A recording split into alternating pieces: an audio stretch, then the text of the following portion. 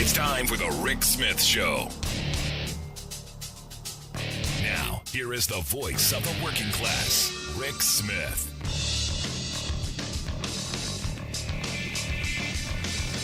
And welcome, brothers, sisters, working class heroes. This is the Rick Smith Show.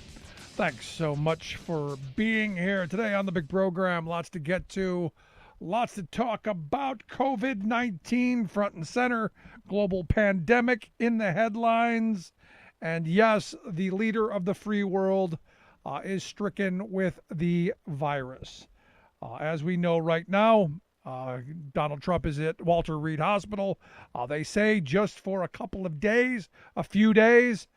But I got to tell you, when the headline reads that he's being given an experimental cocktail of drugs, I got to tell you, maybe it's just, call me jaded, call me, disbelieving. I got to think it's a little bit worse than mild symptoms if you're going right to the experimental phase. I can't imagine the leader of the free world is willing to be the guinea pig on what might or might not work. So I got to think it's a little bit more than just a little cough and feeling a little lethargic. That said, this election just got a whole lot more dangerous in my view. And we're in a really, really dangerous time in our country's history. There's chaos in the White House. All of the stories coming out are nobody knows what's going on. You don't have any real leadership to begin with, and now you've got chaos. As we know now, as I've said, he was taken to Walter Reed Hospital. They have not, as of this moment that I know, transferred power to Mike Pence. I'm told he's being held somewhere, or he is somewhere where maybe that can happen. But at this moment, it's not how it is. The Trump campaign has suspended all of their activities, all of the future campaign events, all of that stuff. But like I said, when I saw the story today, I got to tell you, my mind spun in a lot of places. After the show yesterday, I went home and I was reading some stories, and I was doing a little bit of just light reading of all of the political news of the day. A little bedtime reading. And it came up. Trump had tweeted it out that he had tested positive, he and Melania. And look, right from the beginning, I wish them a speedy recovery. And not because I care about them, and don't get any false sense that I have any soft spot in my heart for Donald Trump. I don't, because he's responsible, in my view, for all of the chaos that's gone on around this. I don't care about him one bit, but I don't wish him ill. I don't wish him dead. I don't wish any horrible things. Probably because I want to see him stand trial and go to jail. That's a whole nother thing. But I don't wish him ill.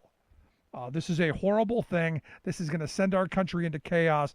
And quite frankly, this is another opportunity for our adversaries to take advantage of a situation that should never be in place. And yes, I have serious questions about the chain of command of our country right now, because I have serious questions about Mike Pence.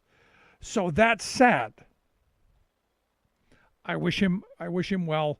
We're 32 days from Election Day.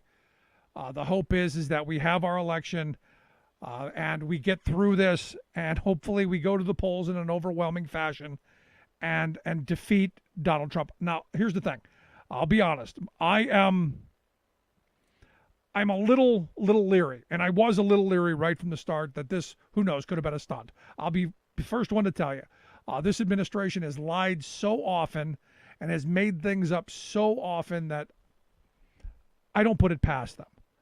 And as I put it out, he did such a bad job at the debates. This could have been one of those moments where, hey, this is a good way out of the debates, or hey, this is a good way out of the entire thing, because he's gonna take a crushing, or sympathy. As someone pointed out to me today, in every place where one of the leaders has contracted the virus, their approval ratings went up. So part of my thought went into that. Part of my thought was he's going to walk through this, say, hey, I had it. It was no big deal. I took the hydroxychloroquine. I bathed in bleach. I shoved a light up my behind, whatever. And now I'm fine. It's no big deal. To keep the narrative that he's been feeding to us for all of these months. Again, as I said from the start, I do not wish him ill. I hope he gets past this. I hope he does come on the other side of it and say, see, I'm superior. I got through it. Where almost 211,000 other people did not. Now, I have to be honest. I don't think it's good for him. I don't think it's looking good for him. He's a guy who has some of the comorbidities that he was just joking about the other day. So, kind of got to go, not looking good for him. So in this hour, we're going to talk to my physician friend about, hey, what is this going to look like? Is it, if he has it, what's the road look like? Now, Joe Biden has taken a test. He, at this moment, is negative. Kamala Harris said that she also has taken a test, and her husband, they're negative. Interestingly enough, there are a slew of Republicans who have come out in the last day and said, us too. Ronna McDaniel, the RNC chairwoman, she's got it. Senator Mike Lee, he's got the Rona as well. Tom Tillis, remember Tom Tillis, the guy who voted against stopping the Trump administration from continuing to pursue the destruction of the ACA in front of the Supreme Court. Hey, he's got his health care. Screw everybody else. He tested positive. In fact, I'll be honest, I thought his statement was actually pretty good. He came out with issued a statement, said over the last few months, I've been routinely tested for COVID-19, including testing negative last Saturday, but tonight my rapid antigen test came back positive. I'll be following the recommendations of my doctor and will self-isolate at home for 10 days. I thought it was 14, but okay, he says 10. And notifying those I've been in close contact with. Thankfully, he says he has no symptoms and he feels well.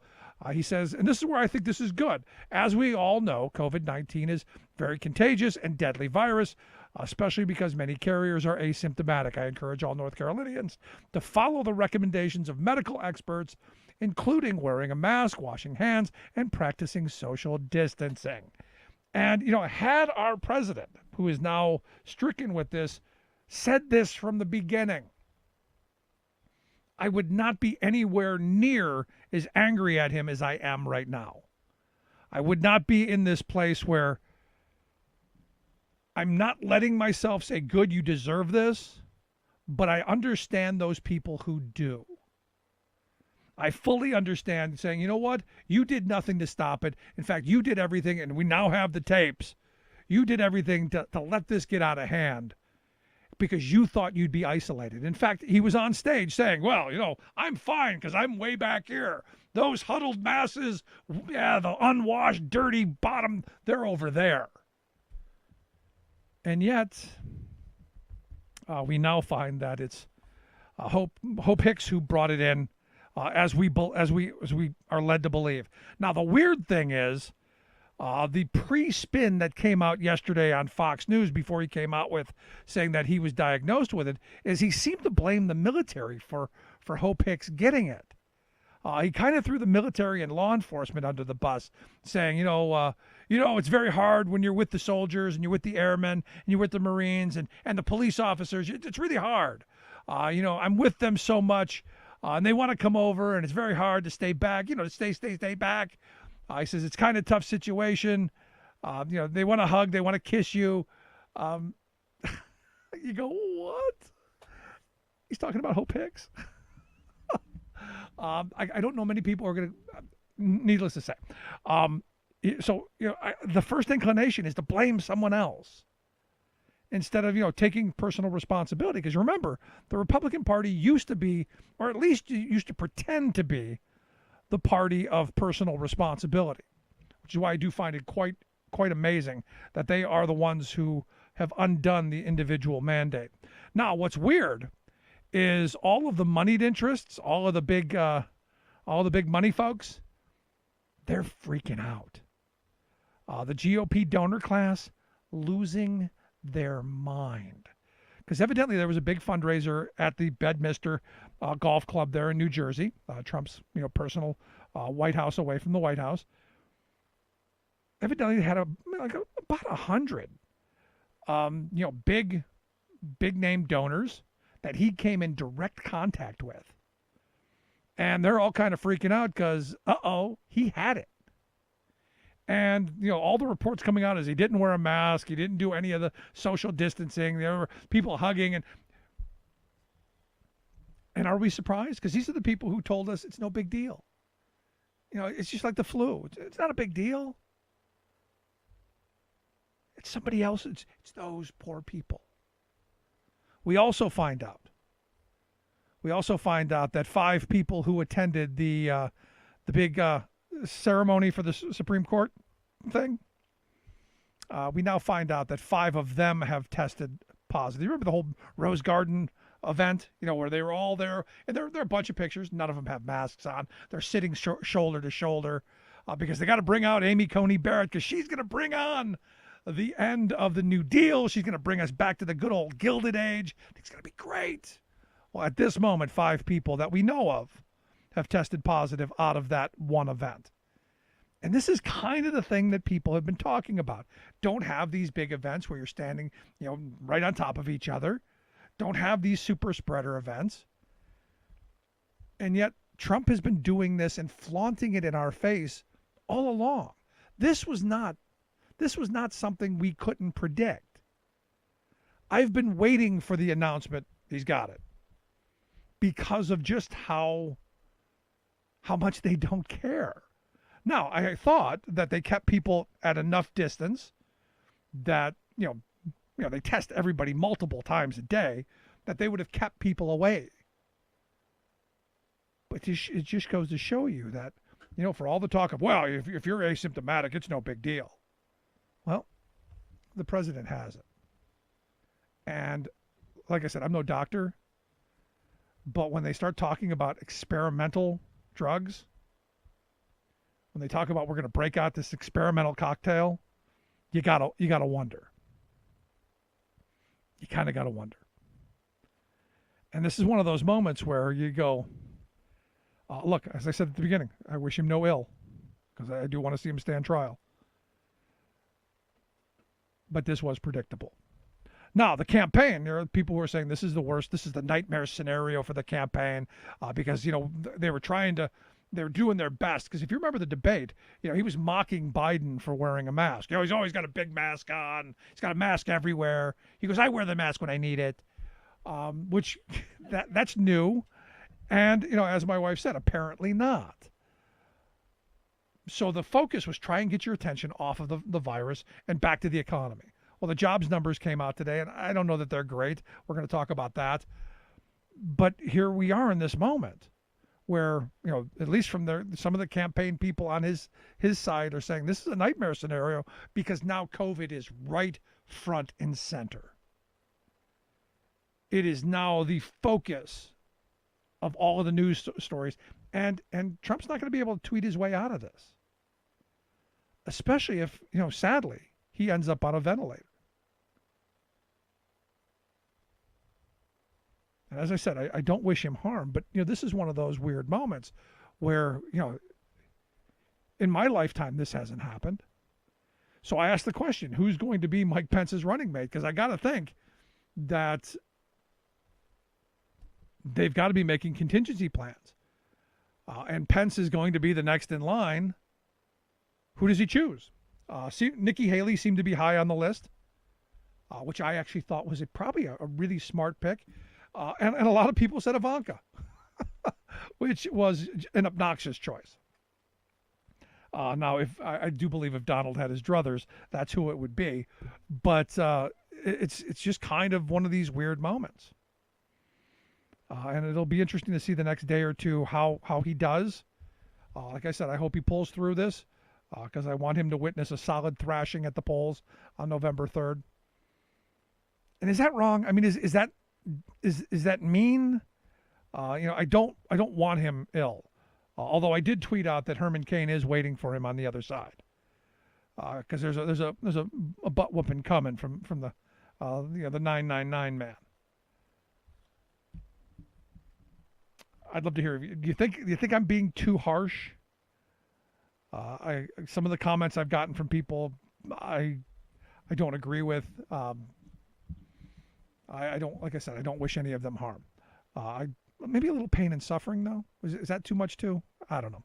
Anyway, this is the last thing. The last thing I want to hit before I take a break.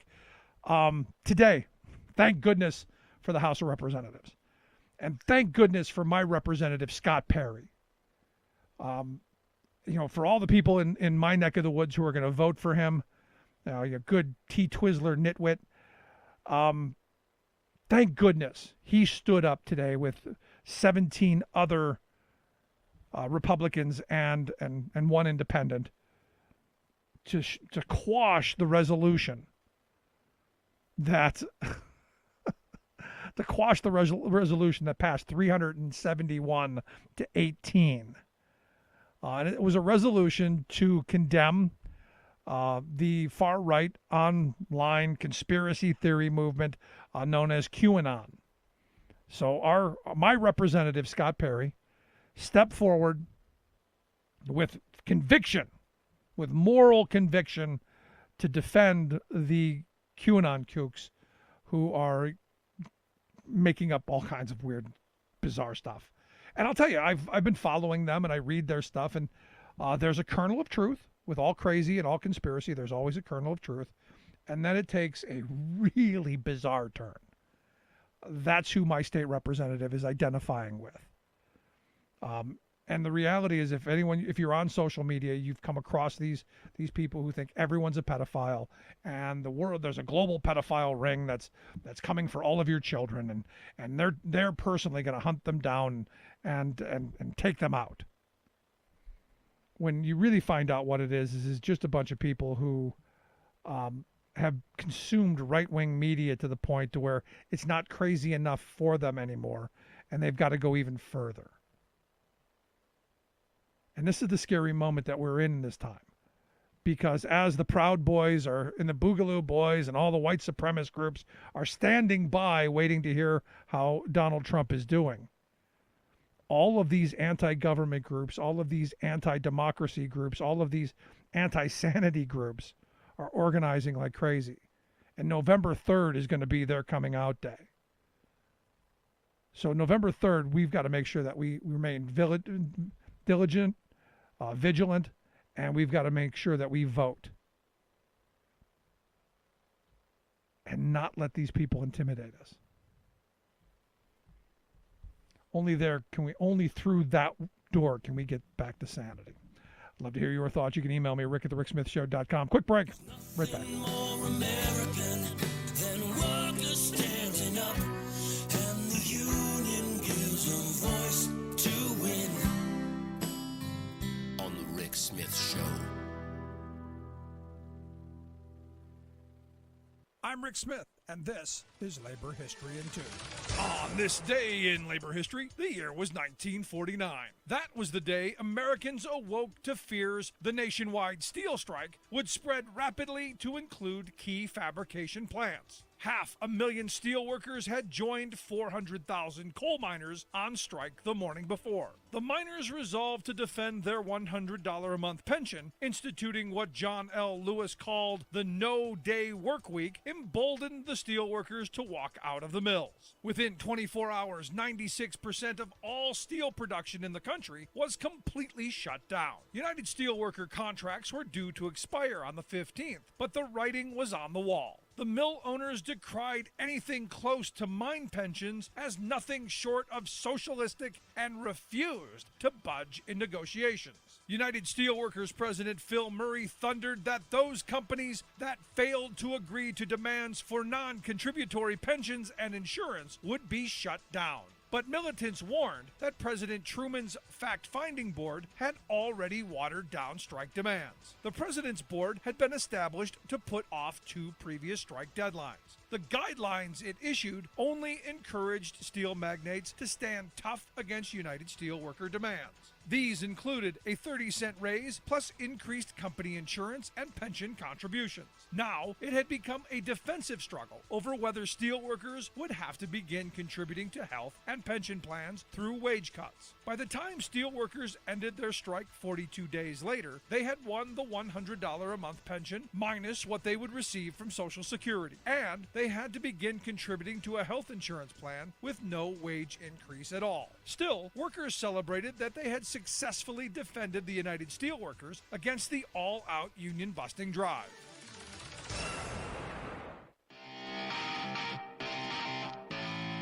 Welcome back to the Rick Smith Show. Now, here is Rick Smith. So I got to tell you, you know who I'm concerned about? I'm concerned about the people in the White House who are the resident staff.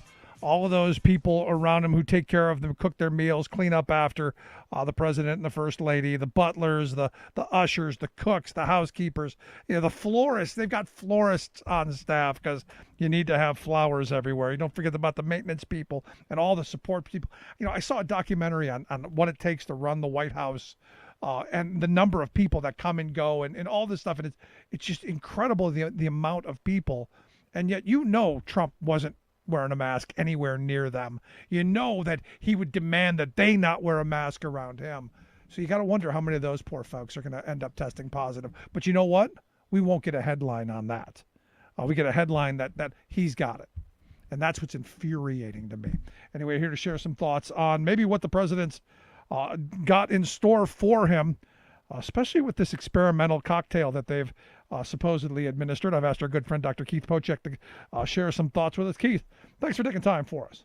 Rick, thanks for having me. And I totally agree with you. This is one of the things you were mentioning, some of the service staff, and our teams in our clinics will frequently say the same thing: is that the people who have it probably worse than we do are the restaurant workers. They're there with groups of folks who obviously can't wear a mask because they're eating and laughing and yucking it up, and these restaurant workers are making $2 and change an hour and counting on tips for in a half full restaurant to get them through. And so we may have a tough go of it right now in healthcare, but to be honest, we're actually relatively protected because everyone at least that comes into our clinics and centers and hospitals understands the gravity of things and is absolutely for the most part, absolutely willing to wear a mask. Yeah, I was at a local hospital recently.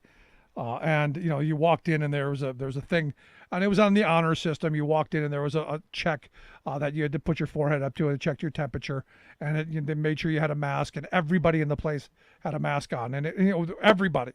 And I was going, this is probably the place to be if you had to be somewhere in public, because at least everyone's trying. Definitely, yeah, it is, and knock on wood, we've been very successful with that so far. As things sort of evolve into traditional respiratory and influenza season, it's anybody's guess as to how things are going to go when these two things come together. We call it fluvid. We're going to move into fluvid season, and that's never happened before. So, here we are. We're out there kind of on a wing and a prayer, and we'll do the best we can with the teams we have and the information we have. Right. And what's furious to me, I got to tell you, is, had we done what we should have done from the beginning, we wouldn't have to go what we're about to go through. Oh, definitely. Yeah. Definitely. That's the thing that's infuriating to me. And that's the thing that, I blame on this president. And, for all those people who are wishing him ill, I kind of understand it. I don't agree with them, but I understand it. Because, you think of the thousands, 210,000 plus people who have lost their lives and those families who had to go through this, whose names didn't make headlines. Right. That to me is a problem.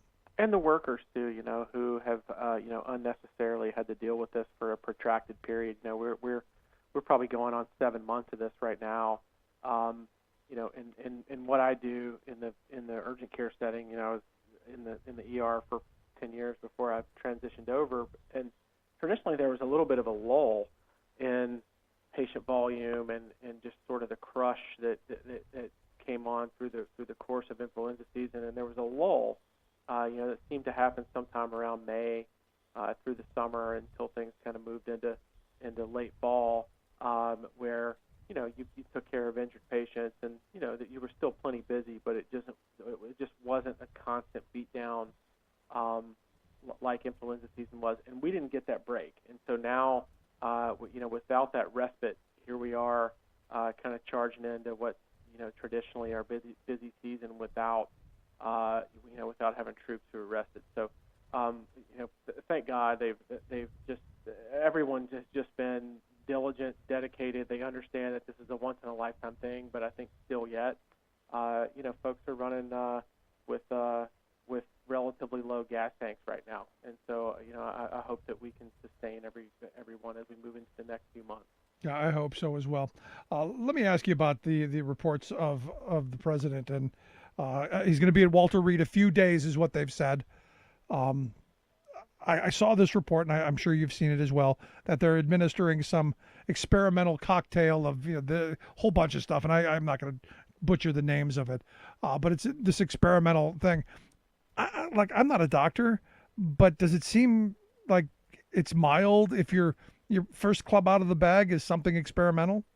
I think two thoughts on that. I think the first one is, hey, this is probably more severe than they would let on, because why couldn't they just let him isolate in the White House and treat him supportively, and let him go ahead and recover there? I mean, that's one thing that's got to raise a red flag. Why couldn't this be handled at home, so to speak?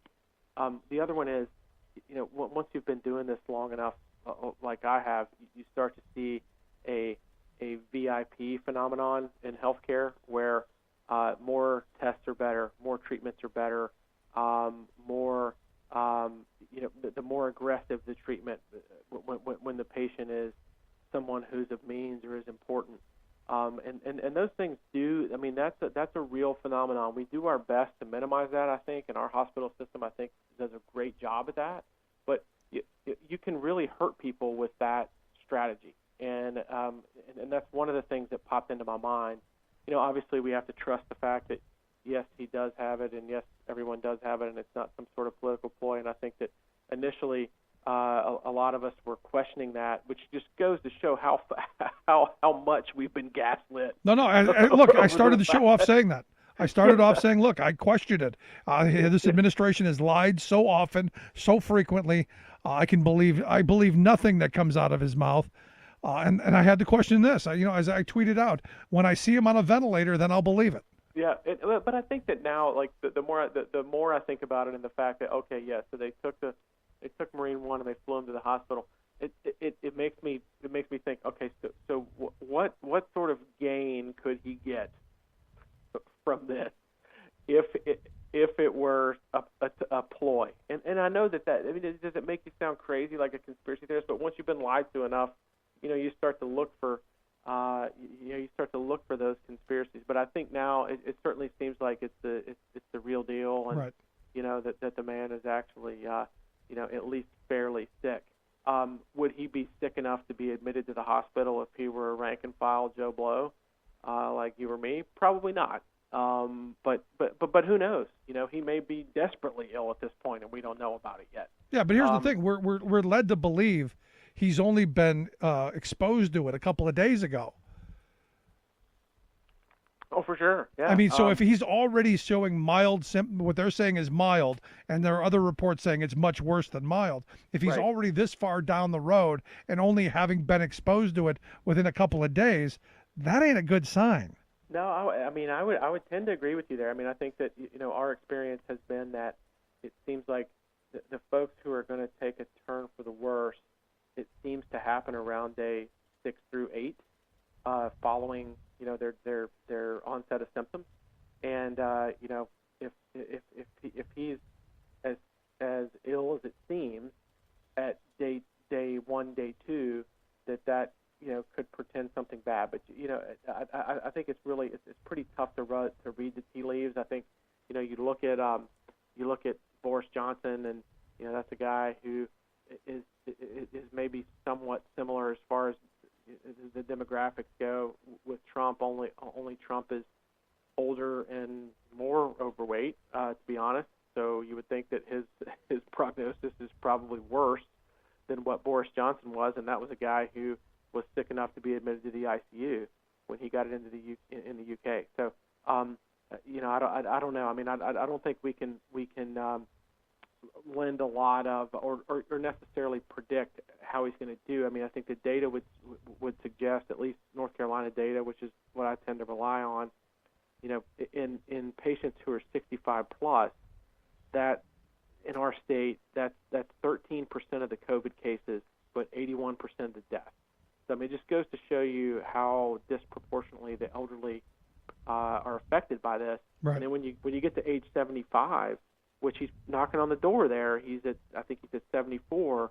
In our state, that's 6% of cases, but 58% of the deaths at 75 plus. So I mean, there are some things certainly working against him. Obviously, he's going to get the best health care that the world can offer, being who he is in America. But, largely what gets people through very severe COVID is supportive care and not really anything that's fancy. Sure, we try some experimental stuff, but those are, folks who are so sick in the ICU that you feel like there's not much you can do but help at that point. Yeah, but the thing that gets me is he himself said, well, it's just the old people and well, the people who have the other problems, the comorbidities, of which he is dead smack right into that. Definitely, yeah. He is. He meets a lot of the high risk, groups and definitions. He's his lying medical team will tell you that he's not obese. So interestingly, they'll plant his BMI just under the obesity definition every time. Yeah. When they said he was 6'3" and 239 or something, that was like a pound below the definition for obesity, and that doesn't take into account his elevator shoes and the fact that they drastically lowballed his weight, because that's like an NFL middle linebacker, but 6'3", 239, which that's not what we're looking at. So I mean, we know that the obesity factor obviously works against him. Being a male works against him, as it does in most conditions in medicine. The only thing, interestingly, that females seem to be disproportionately affected by is autoimmune disease. So for whatever that's worth, but most of the time, if a male and a female get the same disease, all things else being equal, the male's going to do worse. And then age greater than 65, huge risk factor. Vascular disease risk factors. Does he arguably have those? There's been a lot of debate on whether or not he's had some strokes and cerebrovascular problems. Will we ever know the truth on that? Who knows? But he certainly has. He's in a very high risk category. Let's just leave it at that. Yeah, but here's the thing. My son always likes to joke about his older sister and say she's not worth us. She serves as a bad example. I'm looking at the president, and I'm looking at this moment. This serves as a bad example. There have been all the talk about the people who are asymptomatic is not a big deal. There's been a whole bunch of misinformation, disinformation, all of this stuff out there. Does this now? Can we take this moment forward as a useful learning moment to say, look, no one knew Hope Hicks had it, and right. No one knew that she was spreading it to everyone, but she was. And this is how these spreader events happen. Stop it. Is this that moment? Do you think? I mean, I think for some, but the other thing I say is that if there's anyone left that has any critical thinking skills, are they still on board with the Trump? Are they still on board the Trump train? So I don't know if that lands anywhere. Hopefully so. What I worry more about, to be honest with you, is we're going to see the China rhetoric ramping up and people calling it the China virus that was planted by China to take down Trump, and we're going to see increased, anti-Asian American sentiment that pops up among, these right-wing groups and these QAnon folks that that you mentioned before. I honestly think that that's what's going to come out of it, because I think that that's how baked in, to the cult some of these people are. Yeah, because I'll tell you, when I at first, and this was last night, when it first broke, until the wee hours of the morning. My first thought was, this is a stunt, and the stunt, part of it could be, hey, I got through it. It was no big deal. Look at me. I went through it. It was no big deal. Buy your hydroxychloroquine. That's what got me through. That's what, yeah. Or anything. Buy Trump vodka. Whatever. Yeah, exactly. Right. Trump off vodka. Buy some of that. Yeah. But that's been part of my concern in this, is that the messaging that comes out of it. Now, as I think we agree that what we've seen come out. I don't believe it's a stunt. I do believe it's real, and I do wish him well, as I said at the beginning, so that he can be held to account for all of his crimes. But that's a whole nother conversation for another day. No, I agree with you. I think, and you asked if that makes you a bad person. I was like, no, I think that makes you a good person. You don't want him to suffer and to die unnecessarily from this, despite any missteps that he's made, and he's made plenty. But you wouldn't wish that ill will upon someone. You'd rather him be beaten resoundingly at the polls and live a few more years as a humiliated. Maybe I'm more vindictive that way. I don't know, but that's what I would prefer. And then the next question is, if that were to happen, or if he dies 10 years from now, or if he dies sooner than that, then who do you inherit debt like you inherit wealth? I don't know. With his $500 million that he owes to foreign oligarchs, does that get passed on to Ivanka and the fail sons, or what's the tax law on that? I don't have any idea. That's a good question. Last question I've got for you. Your Senator Tom Tillis has also come out and said he's tested positive, and in his statement he said he's going to self-isolate for 10 days. I thought it was 14. And there actually is some debate here. It's the recs are, if you have been truly exposed to someone positive, that you should be in quarantine for 14 days. If you've been symptomatic, or if you're symptomatic and you test positive, it's actually a 10-day isolation period. Okay. That is enacted, and if you're asymptomatic but test positive because you were exposed, also a 10-day isolation period would be appropriate. All right. Well, that fixes it for me. Yeah. But as always, Keith, I appreciate the time. Thanks so much for the input and your expertise. I appreciate you having me on. Good All stuff. right. Thanks so much, our good friend, Dr. Keith Pochek. I agree with him. Good stuff. I'd love to hear your thoughts. You can email me, rick@thericksmithshow.com. Quick break. Right back after this. Stick around. Remembering that united we bargain, divided we beg. Rick Smith.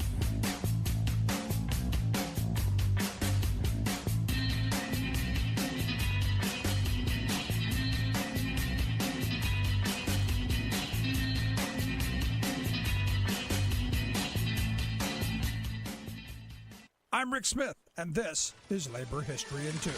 On this day in labor history, the year was 1935. That was the year that San Diego hosted the California Pacific International Exposition, where President Franklin Delano Roosevelt spoke the most memorable words about the rights of workers to organize. The goal of the exposition was to showcase San Diego and to boost the local economy, which had fallen on hard times during the Great Depression. The exposition was held in Balboa Park. Exhibits included history, science, industry, and culture. To prepare for the expo, improvements were made to the park paid for by the Works Progress Administration. The WPA was a New Deal era program designed to put people back to work on public infrastructure projects. The expo kicked off in May and ran for 377 days with a break during the winter months. More than 7 million people visited the park for the expo. 2 of those visitors was President Roosevelt and his wife Eleanor. As part of his trip,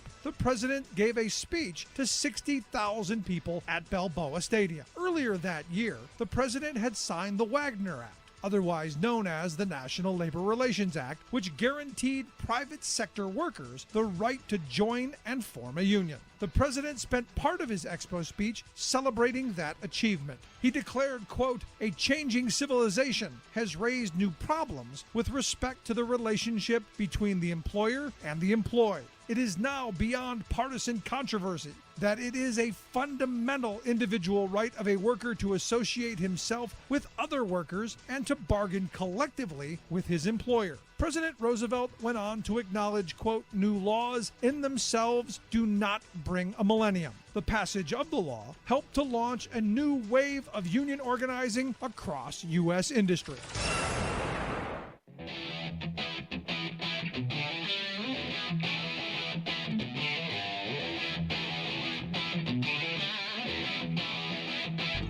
Welcome back to the Rick Smith Show. Now, here is Rick Smith. So the question now becomes with Donald Trump at Walter Reed and his ability to lead uncertain. What happens to, well, the business of we the people? What happens to a coronavirus relief bill? What happens going forward? What happens to the Supreme Court nominee? Especially now that you've got a couple of senators who are have now tested positive. Here to share some thoughts on what this might look like, I've asked a longtime Washington insider, our good friend Bob Weiner, to come talk with us, president of Weiner and Associates. Bob, thanks for taking time for us. Rick, it's a hoax. It's fake news. Trump's really still at the White House. Is that what it is? Gonna go Is that where you're going? Because I'll tell you. No, I honestly, No. last night when I first heard it, I'm going, I don't know that I buy it. I don't know that I believe it. I know. But what is a hoax is how serious it is. Zeke Emanuel was just on Rachel Maddow saying he's got a 5 to 15% chance of dying, being that he's 70 plus. Geez, so are some of us. But he's in his mid 70s. He's obese. He's got fever. He's had fever all day. The White House has been hoaxing the American people, trying to say, oh, it's modest, it's nothing, oops, it's moderate, oops, it's more serious, oh, he's just going for a couple days. He's going to be at Walter Reed for probably 1 to 2 weeks. And if he's like Boris Johnson, he'll degenerate. Boris Johnson lucked out and stopped just short. This thing takes 2 weeks to get to the bottom and then come back up. Right. Boris Johnson stopped just at the point of having to have a generator, which gives you about an 80 to 90% chance of dying. We'll see where Trump lands on this thing. But he's in serious situation now, and you can't tell me that Mike Pence hasn't been notified. They didn't tell us until, months later that Pence had been notified when he went to Walter Reed the last time. And a friend of mine, Rick, this is some news, who works as liaison to Walter Reed, and I won't tell you which department he's in because I don't want to get him up S's Creek, but he told me the doctors there were told that Trump did have a mini stroke. That's why they shot him out and shot him back, and why they gave him the mental test was to see if he was capable of anything. Right. No, nothing surprises me, and the amount of lies and deception that have come out of this administration. The fact that my first reaction was this is a stunt is I think is the logical one. Now, as I said before, I don't wish him any harm. I don't wish him to die. Yeah. But to be honest, as he himself has even said, it's the elderly and people with comorbidities that are going to end up going. And I look at the path that Herman Cain took. Right. That was a whole month-long process. That's right. This guy has dug his own grave. Your first reaction should be sympathy, but in this case, I want to know, honestly, which of the kind of listeners you have and the friends that I have don't say, we don't want him to die, but we want him to suffer. This is justice for his throwing this hoax and throwing 210,000 now tonight deaths at the American people because he didn't take the steps and wouldn't do what the CDC says and wear a mask which protects you the 95%. He deserves the pain, not the death. Yeah. No, I want, as I said at the beginning, I want him to recover, full speedy recovery, so we can lock him up and make him stand trial for his crimes. I don't want full speed. I want him to go through the long, torturous recovery. Okay, well, you're a little meaner than I am. But the problem, Rick, is he's inflicted this on the American people. think of all your friends and people. I have friends, and I run. I'm in Masters Track, and I've got a couple of Masters Track people who got this thing. I've got family who was in denial on the need for masks. Not Pat. My wife is a PhD, and she's brilliant, but, I won't say who the family members are. Yeah. So, there are people who bought Trump's BS, Yep. and they've suffered because of it, and suffered mightily, and our schools are suffering, and the 1/3 of small businesses that aren't reopening are suffering. The 30,000 airline pilots, employees that were fired today and yesterday are suffering. The economy as a whole is suffering. So, Rick, it's not just even the health, it's the economy, and I hope we get that message through, because Trump had this little thing that, maybe he was 5 points up on Biden on the economy, but he's down below him on credibility on absolutely everything else. He doesn't even deserve the economy. Nope. And this is one of those weird moments where, you go back to those Woodward tapes, and Right. we now know that this was a conscious choice. This wasn't him just Right. being a doofus. This wasn't him being, we didn't know. They knew explicitly, and they chose to ignore it.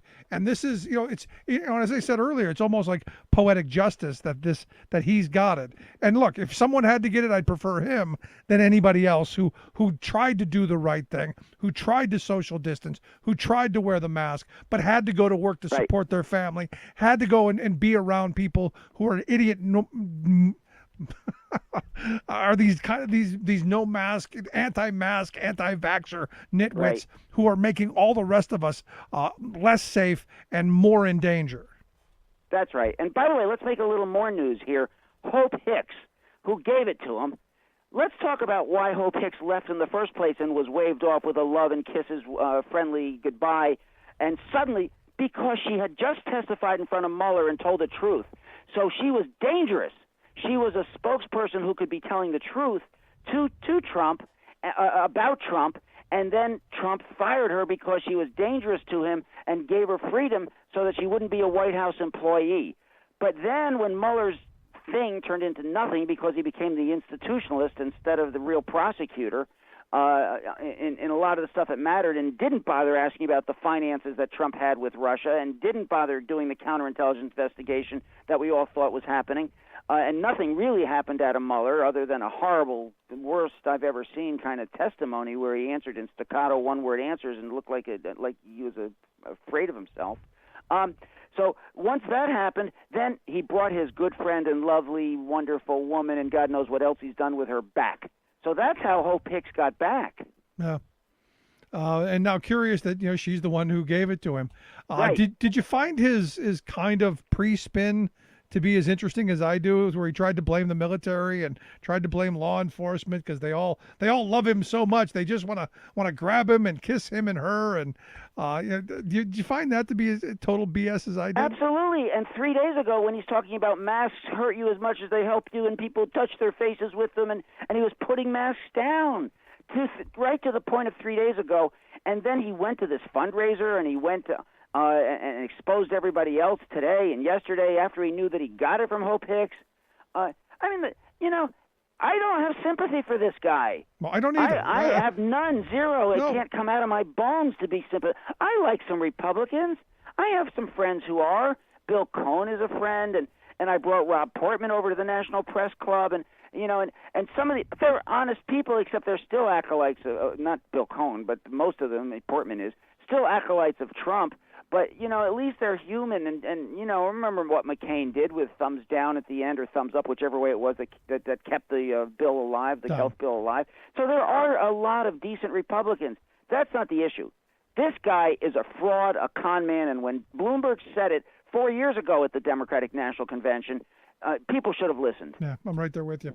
Now we also find out that at the Rose Garden ceremony where they marched out Amy Coney Barrett, right. We now find out that 5 people who attended that have now tested positive.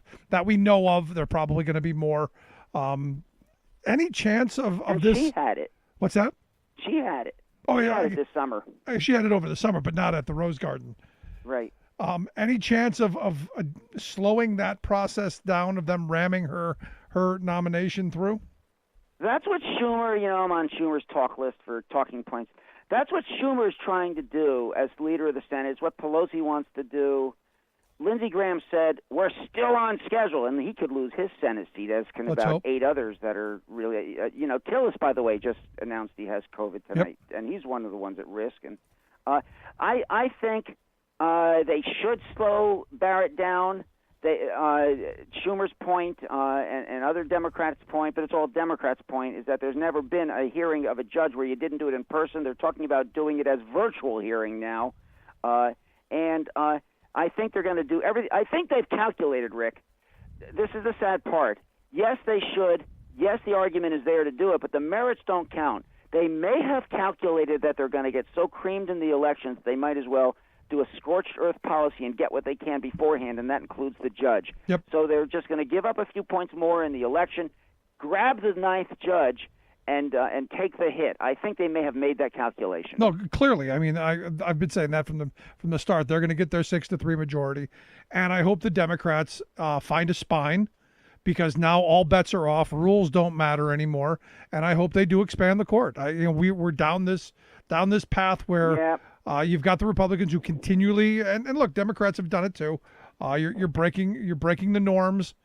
Now it's gloves are off.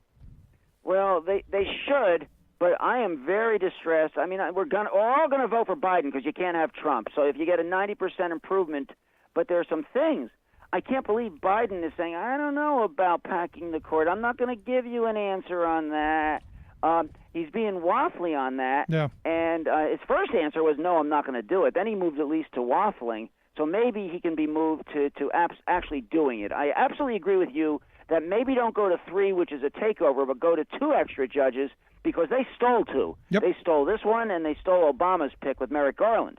So No, I say you go to where you even the court, to where you actually have to have someone change their vote. You actually have to have a swing vote. I don't want to pack it to the point to where now you're all right now with 2 and not 3. Is that right? Well, it'll be a 6-3 majority with Barrett on the court, right? Right. So if you So that put would 3 make it on the court, you're 6-5. even. If you put 4 on the court, now you've swung the So balance. you do want 3. I don't think we're going to get that. I think the best we're going to get, if we get any, is 2. And yes, we should. But you know what? Here's the other thing. They can do all they want. If we have the Senate, the House, and the White House, they're going to fix Obamacare. They're going to put the stuff back in. They're going to fix the exchanges. They're going to make sure that Medicaid is put back in. Whatever the court puts down, they're going to do a legislative fix. It'll be first up. And the court has to give time. They can't make everybody with corona, the 209,000 people that died, right, but the 7 million that got it, they can't make all of them pre-existing conditions ineligible for insurance. They just can't do it. Right. Plus the 130,000, and how Trump can say it's not 100,000 people. Yeah, it is 130,000 people. That's the number of people that have pre-existing conditions that are now protected by Obamacare. No, it'd be million.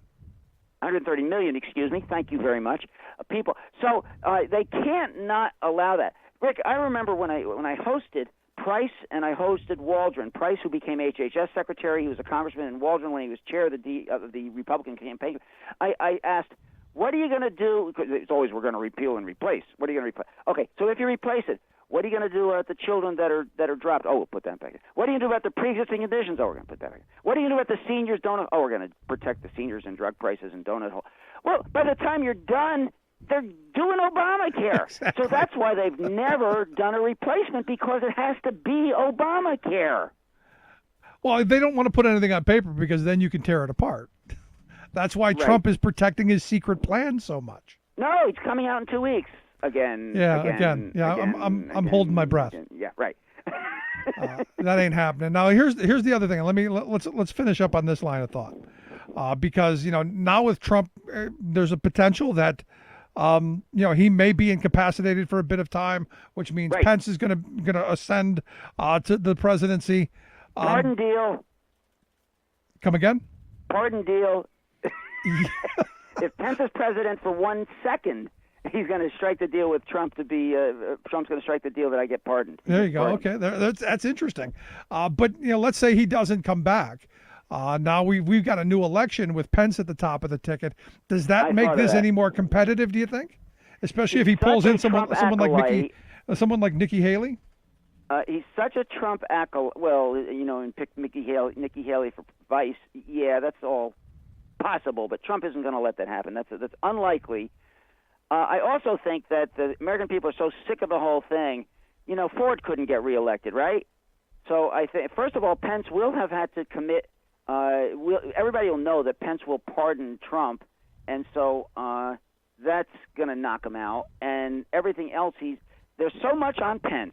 He knows everything. He was responsible and never got hit for all the Russia stuff. He was the head of the Trump defense on that. And so I just don't think that the American people will be sympathetic with Pence either with his positions because he's been so supportive of Trump. Right. So do you agree with the Politico article today that the campaign's basically screwed because this really refocuses all of the issues on this campaign back to the virus? Yes. I think that's absolutely true. The only thing I'm thinking where it could move the other way is if this is the biggest fraud in the history of mankind, and Trump is pretending. I mean, he knows he's a losing dead duck. Maybe he thinks he's going to, in a matter of a week or two, come back and say, I'm healed, I'm better, and see, and then try to get the sympathy vote and think he's going to get it that way. But I don't think even that's going to work. But that's the only way, the only conspiracy that I think he's a TV reality show person to the end. And this could be the ultimate reality performance. No, and that was right where my thought went. You know, he's going to take a couple of days, maybe a week, and he's going to walk through it, say, "Hey, I went through it. It wasn't a big deal. Hydroxychloroquine." Yeah. And that's or now this magical experimental drug that they're giving. Yeah, the one that actually does do a little bit of good. I watched Rachel tonight, and it has, it cuts your time of how much hospitalization in half. It cuts the seriousness in half in the 275 people that were tested with it, and it does seem promising. Yeah. At least it isn't hydroxychloroquine that. Yeah, but here's the thing, and Bob. It isn't remdesivir, and it isn't the other. It isn't the plasma and the. Remdesivir actually does work. Steroids, there are some things that work. Sure. The medical science says work a little bit. Yeah, and but so maybe this is one of them, and maybe it'll help them. Yeah, 275 people was tested on. Are you going to really jump right to the experimental drug on the most powerful person in the world and give them the maximum dose? Yeah, I'm struggling with that. Which is what they did. I'm struggling so with that's what tells everybody, and it told Zeke Emanuel, this thing is more serious than anybody is letting on in his case. Exactly. It just is what it is. But Bob, I appreciate the time as always. Love your insight. Thanks so much, man. It's great, Rick. Take care. Thank you very much. Good stuff. Bye. Our good friend Bob Weiner, Robert Weiner and Associates. Make sure you check out the work that they do. And look, as I said from the beginning, I wish the man no ill. I hope he recovers. I hope he recovers in time to lose the election and then to be perp walked right into the Southern District of New York, into the court, and then convicted and locked away. But I do wish him and Melania and all of the people infected a recovery. Quick break, right back. Stick around. Listen to The Rick Smith Show. Remembering that united we bargain, divided we beg. Rick Smith.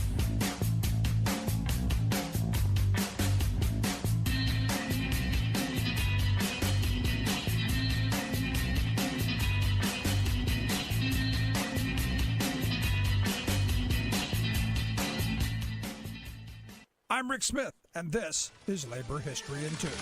Did you enjoy a cup of coffee to start your day this morning? Well, on this day in labor history, the year was 2007. That was the day that Starbucks agreed to post information about union rights on an employee bulletin board at its store in Grand Rapids, Michigan. The International Workers of the World, or Wobblies, were attempting to organize the baristas at that store. The IWW accused Starbucks of interfering with the right to form a union. Starbucks management consistently points to better than average benefits provided for their employees as a reason against unionization. Starbucks management decided to settle the Grand Rapids dispute by letting the union information to go up before the case went through the full Labor Review Board process. This was just one incidence of the IWW's attempt to organize Starbucks workers. The IWW began its outreach efforts at Starbucks in 2004. One of the most pressing issues facing the baristas was scheduling. Like many in the service industry, they are subject to so-called flexible scheduling.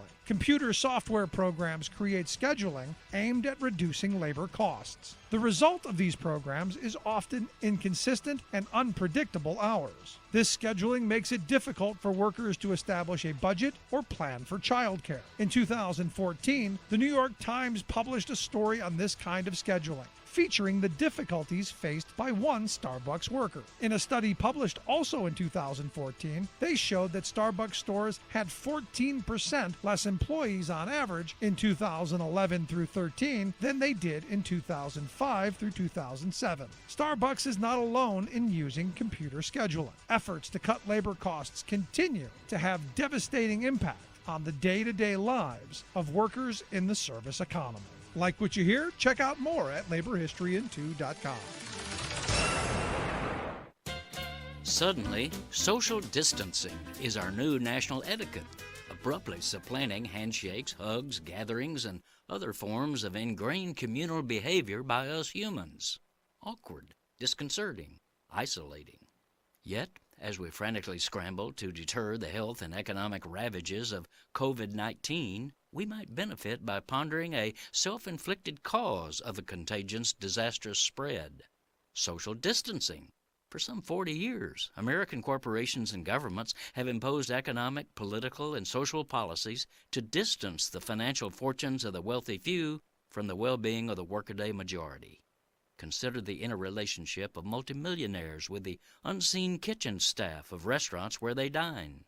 To further enrich themselves, such multimillionaires have forced low-wage policies on food preparers, denied health coverage for them, and lobbied to kill proposals to provide paid sick leave.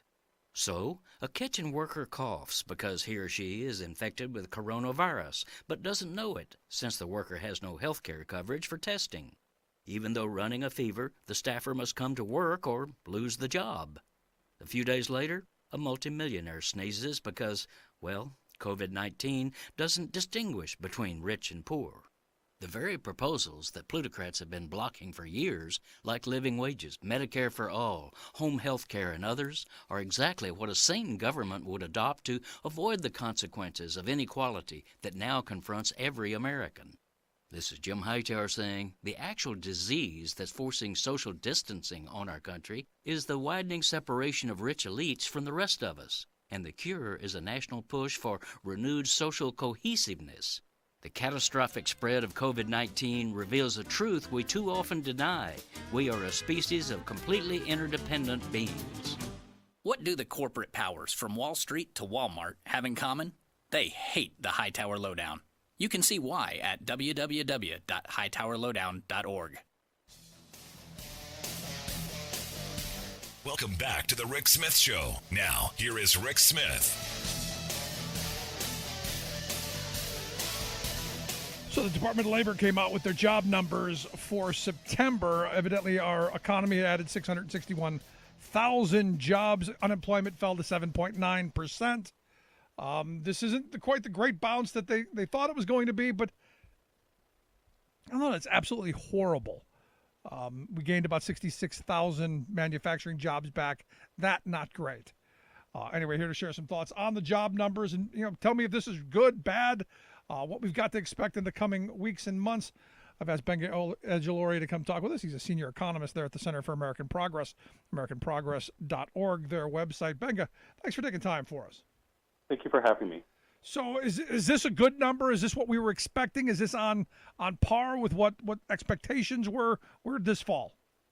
So this fell below expectations. People were thinking that there would be about 800,000 or 850,000 jobs gained, and it was only 661,000.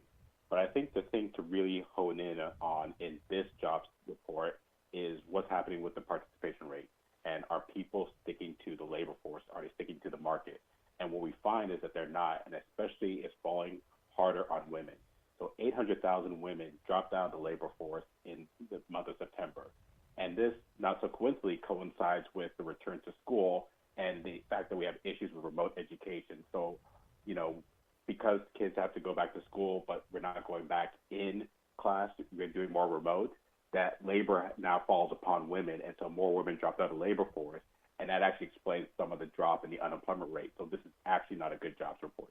No, yeah, because I look at it, go 7.9, not horrible after what we went through. But to hear you explain this, now it makes perfect sense because, I've been wondering, how are families coping with going back to school? We're fortunate. My wife wasn't working outside the home before this happened, and she's not working outside the home now. So she has the ability to help them deal with the remote learning stuff.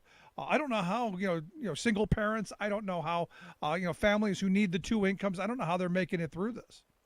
They aren't making it through it. That's the issue, and that's the point. And that's why it's kind of frustrating. Well, not kind of. It actually is frustrating that we haven't seen further fiscal relief since CARES back in end of March. That some of this, having state and local aid to help spend money on the education sector, or the $1,200 checks to help people pass through, or unemployment insurance to help people to spend. Because what we saw in April and May is that the CARES Act spending actually helped prop up the economy. So there wasn't as much of a job loss, or there's better recovery because people were able to spend money. But now all that money is expired, and the rest of it's going to expire this month, and so there's no further relief, and that's going to help hurt these struggling families as we go through the fall. Yeah, I mean, this is one of those things where you look at the CARES Act, and there were some things in it I wasn't happy about. The $500 billion slush fund for corporate America I was not happy with. Mm-hmm. But, when you look at it on the whole, it did what it was supposed to do. As you've said, we could have had much greater job loss. It could have been much, much more painful. To steal a Pat Toomey phrase, we could have had that much harder down, which would have caused more pain, more misery, more hunger, more homelessness, more all those things. Because look, the foreclosure crisis is about to hit us fairly soon. As states like Florida have said, nope, we're not protecting you anymore. Screw you, you're on your own. Right, and so that's the thing is what the CARES Act prevented in spring and early summer, we're going to be seeing now without any further fiscal relief. And so that's why, hopefully this jobs report can spur Congress. I know Mnuchin and Pelosi have been talking this week, and hopefully they'll be able to pass something that's substantial, because we're not going to get everything that we want or that we think we need, but as long as there's something substantial to help us continue weather this public health crisis. Is it me, Benga, or is it, whenever corporate America wants something, whenever we need to bail out the banks, whenever we need to bail out, the wealthy, they never ask how much and how we're going to pay for it. They just go, here's the checkbook. But when it's, the average everyday working people, when it's people like you or me or our listeners, then we got to do things on the cheap. Because I'm looking at Mitch McConnell and the Republicans saying we're not spending anything over $1 trillion. Whereas the House passed the $3.4 trillion, the HEROES Act. There was a lot of aid in there for states and local government, a lot of aid for people who get sick, a lot of aid for testing, for all kinds of things that we need to get through this. And Mitch McConnell was at no point even willing to consider that. Even the White House is saying we need something more than $1 trillion. Right, because right now the House passed another kind of like a scaled-down version of HEROES. I think it's about $2.2 trillion. But one of the things I get frustrated with when people talk about the top-line numbers is that the $2.2 trillion or $3.4 trillion or $1 trillion, that doesn't matter. The question is what's in it. How much is it for state and local aid? How much is it for child care? How much is it to help small businesses? That's the thing that I look for instead of this top-line number. Whether it's 2.2 or 3.4 or whatever, what is in there that's actually going to help the economy weather this storm, because we are still in this storm. Right.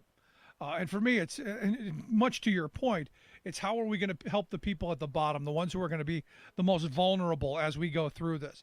I'm not worried about corporate America because, look, this recovery that we've had, if you want to call it that, I got to think, and you're obviously the expert here, I got to think this is the most unequal recovery we've ever seen. And they're all unequal. But this one, by far the worst, because, I saw a number the other day that said from the beginning of the pandemic till about somewhere in June, our heavy 600, our 600 billionaires saw their wealth increase by almost $1 trillion, while families across this country are losing their savings and soon to be kicked out of their homes, either evicted or foreclosed upon.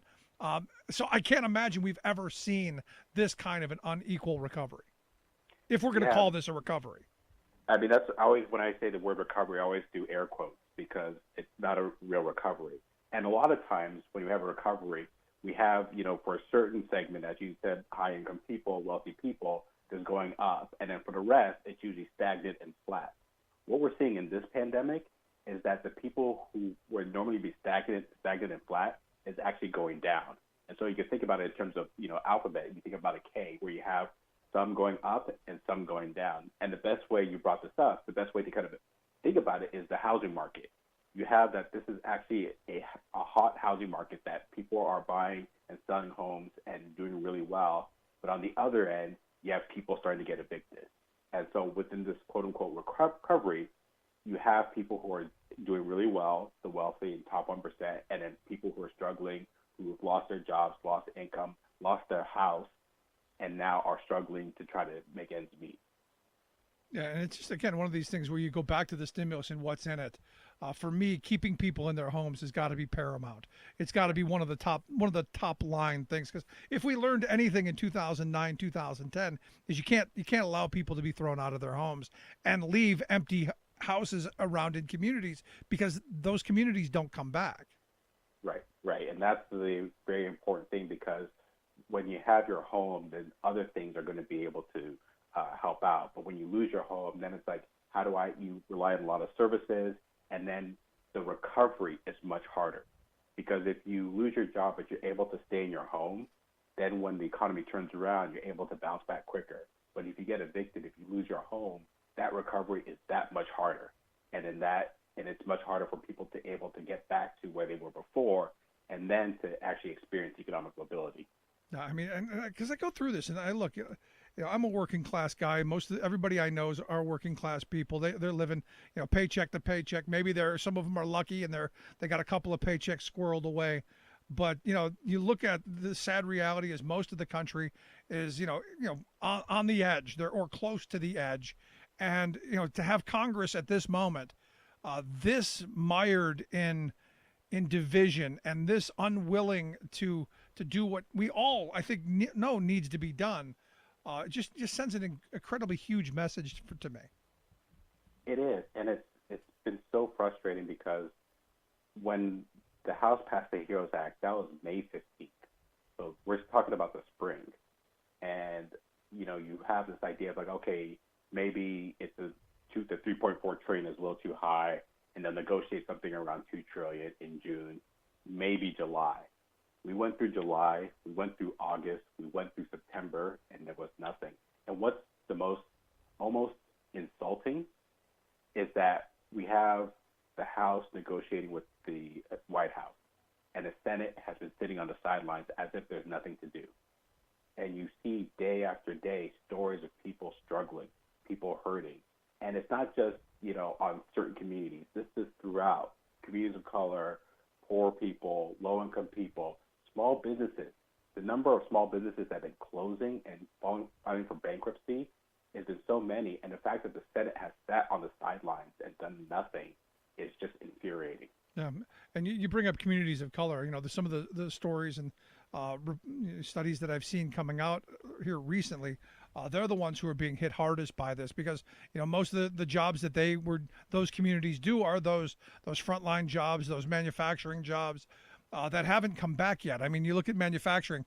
I guess the September report said 66,000 manufacturing jobs came back. That doesn't say anything about the nearly 650,000 factory workers who are still out of a job.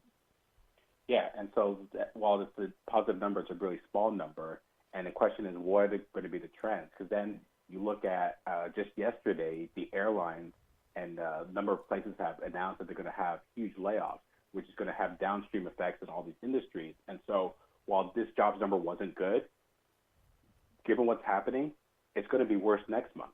And again, it's just there's so much data out there talking about how much people are struggling, and the fact that Congress isn't out there putting in more relief, bigger relief constantly is it's just maddening. Yeah.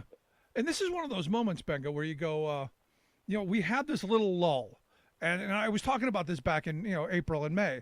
We're going to hit a lull period, and that's the time to catch our breath and to really then put into place the things that we're going to need to go through it again. Because, everyone keeps saying, all the experts keep saying, sometime here in the fall, late October, November, into December, plan for another wave of this virus to come through. I'm hoping it doesn't happen, but I would hope I would have hoped that we would have taken these months that we've had so far, while there still are people suffering and struggling, and I get that, but it's going to get worse, and we've done nothing to prepare for it. That's the thing that infuriates me.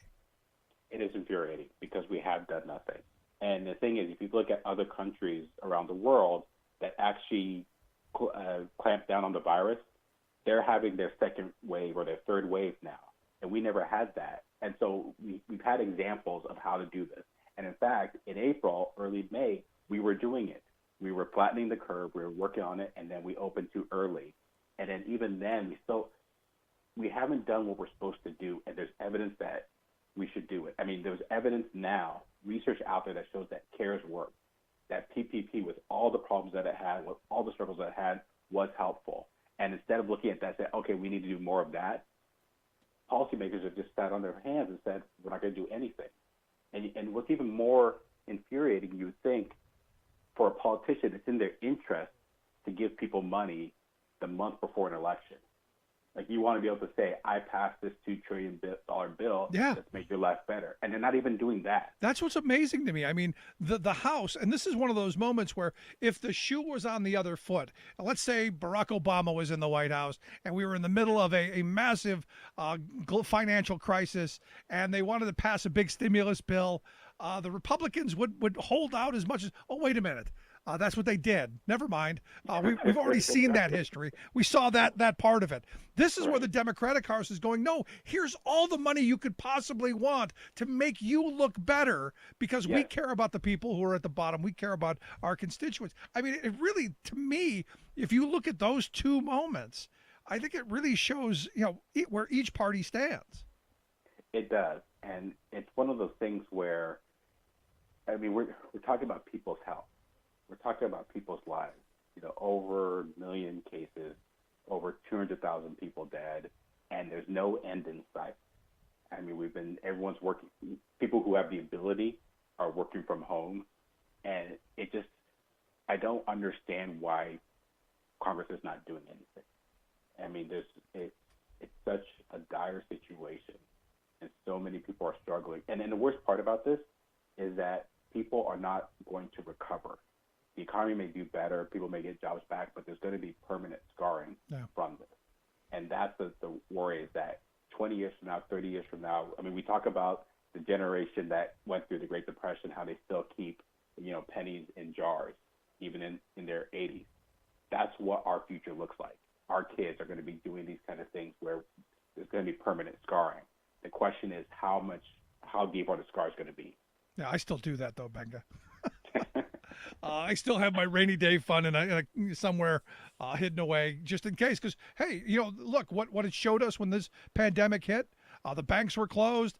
If you don't have something squirreled away, and this, I guess it's because I knew as a kid a lot of Depression era people. My mother worked in a nursing home, so I had the benefit of meeting a bunch of people in their 70s, 80s who lived through their main working life was the Depression. And the horror stories that they told, I guess, kind of, either scarred or imprinted on me. But I still do some of the things that they suggested. But there's going to be a whole generation that's going to be like that now, because they're going to talk about what it was like to live through the pandemic. And they're going to talk about how Congress failed to act, and that what they had to do is figure out ways on their own of maintaining their home, of going to school.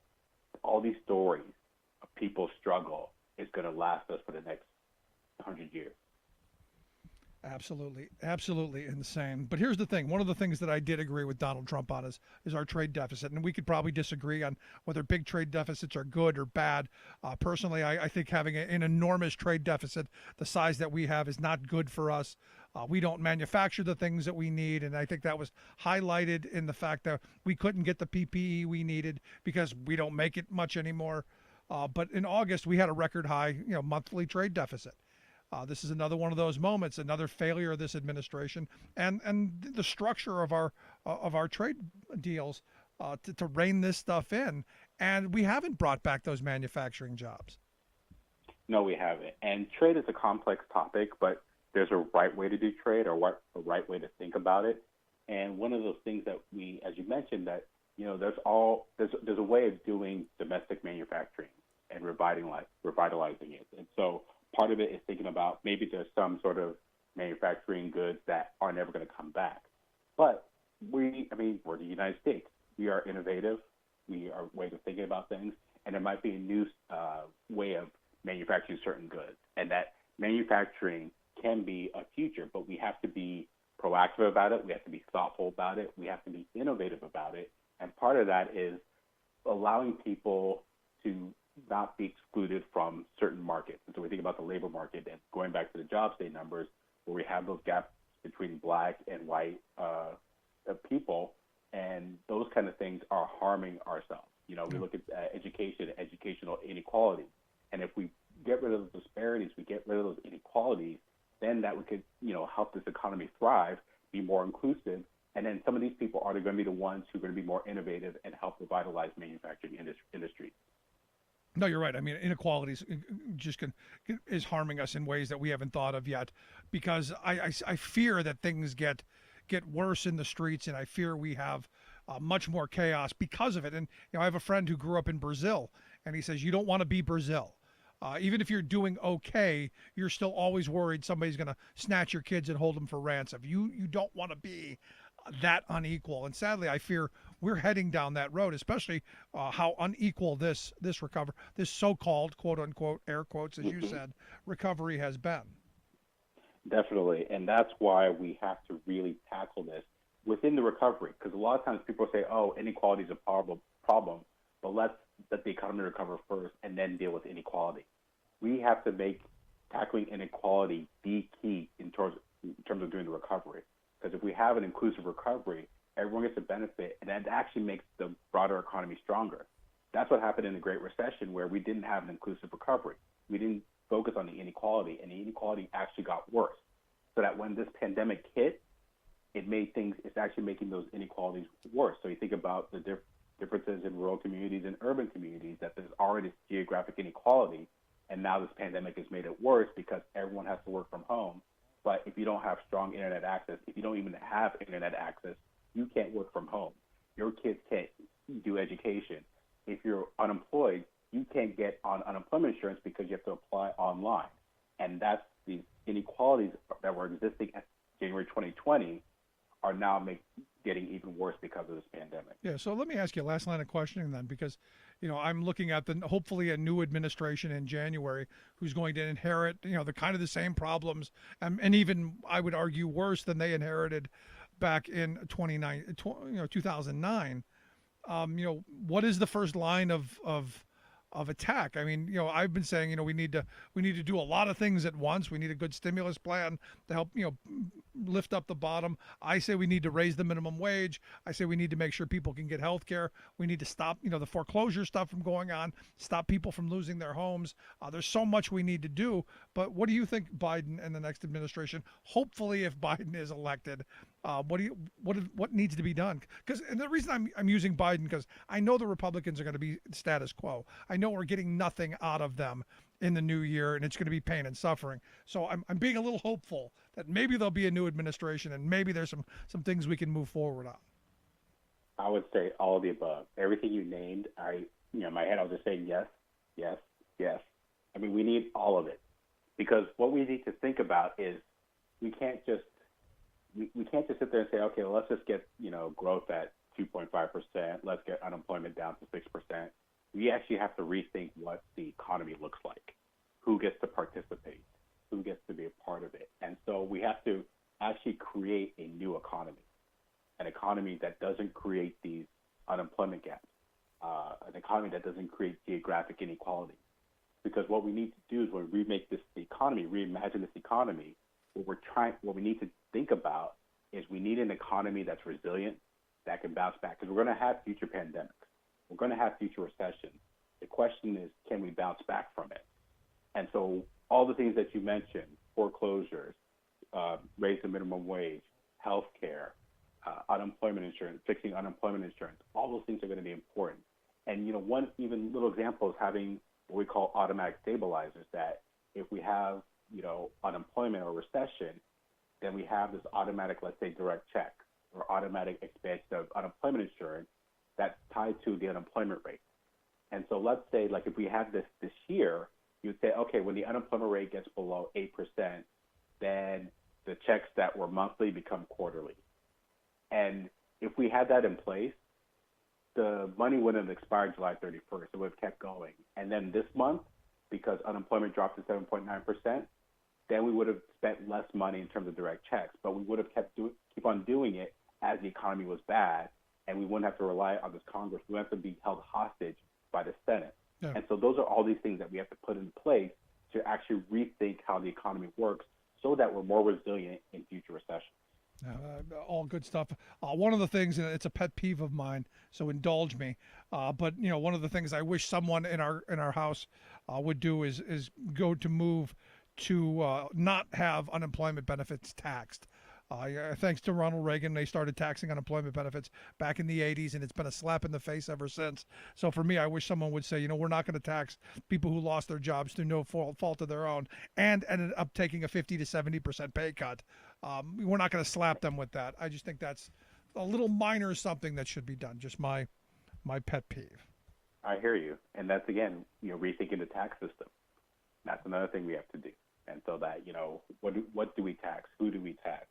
Who do we enforce taxes on and do tax enforcement? Because that's something that came up this week with the president's tax returns, that because IRS has been defunded for the last 10 years, the tax enforcement has been on EITC filers and not wealthy people. And so that's, January 2021, hopefully we could fund IRS and do more enforcement of higher income tax avoiders. Yeah, isn't it amazing? I mean, you just stop and think about what you just said. And I hope people understand what you just said, that the IRS is going after people who file for the earned income tax credit, that are given to low-income families who don't make a certain amount of money, so that brings them up to a certain standard of living. We're going after them full tilt boogie, and we're leaving the people like Trump and the billionaire class alone because, look, they can fight back and it's much more costly to go after them. So it's easy to kick the people who are down. It's easy to stomp on the downtrodden. Exactly. That is just disgraceful on every level. But Benga, I appreciate you taking a little time for us, sharing your thoughts. Good stuff as always. Thank you for having me. Thanks so much, Benga Agilore. He's a senior economist there at the Center for American Progress. You can check out his work and the work that they do at AmericanProgress.org. Going to take a quick break right back after this. Stick around. You're listening to The Rick Smith Show for working people.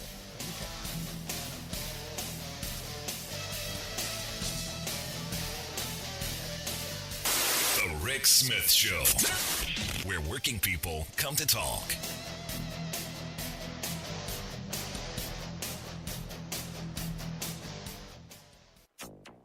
I'd like to talk about climate change. So would I. So would I. Green News Report special coverage. A surprise discussion about climate change at the first 2020 presidential debate in Cleveland, Ohio. All of those surprises and more straight ahead from BradBlog.com. I'm Brad Friedman. And I'm Desi Doyen. Stand by for 6 minutes of independent green news, politics, analysis, and snarky comment. Here's the talking deal. about the Green New Deal. That Dumbest, is not, most ridiculous, that is not, where airplanes are out of business, where two-car systems are out, where they want to take out the cows. No, they don't want to take out the cows. This is your Green News Report. And it's not $2 billion or $20 billion, as you said. It's $100 trillion. No, it is not. You are so full of shit. Okay, Desi Doyen, it was a surprise. We were told what the topics would be for the first presidential debate. Climate change was not on Chris Wallace's list. But sure enough, it was a nice, long segment on climate change. Yeah, with a record hurricane season and a record deadly wildfire season in the West, costing the U.S. hundreds of billions of dollars in economic losses in just the last month alone. Yeah, climate hawks had criticized debate moderator Chris Wallace for omitting that climate crisis from his official list of topics. And apparently Chris Wallace heard the complaints. Apparently he did. He surprised everyone with an 11-minute discussion on climate change. I believe it was the longest and most substantive on climate ever in a general election presidential debate. I believe you are correct. That's not saying much, of course, but it was still pretty good. But before we turn to the debate, first, keep in mind that climate scientists say humans are responsible for all of the global warming observed since the 1950s. And they say that swift, sustained action will be required over the next 10 years and beyond if we are to have a chance at avoiding the worst impacts of man-made climate change.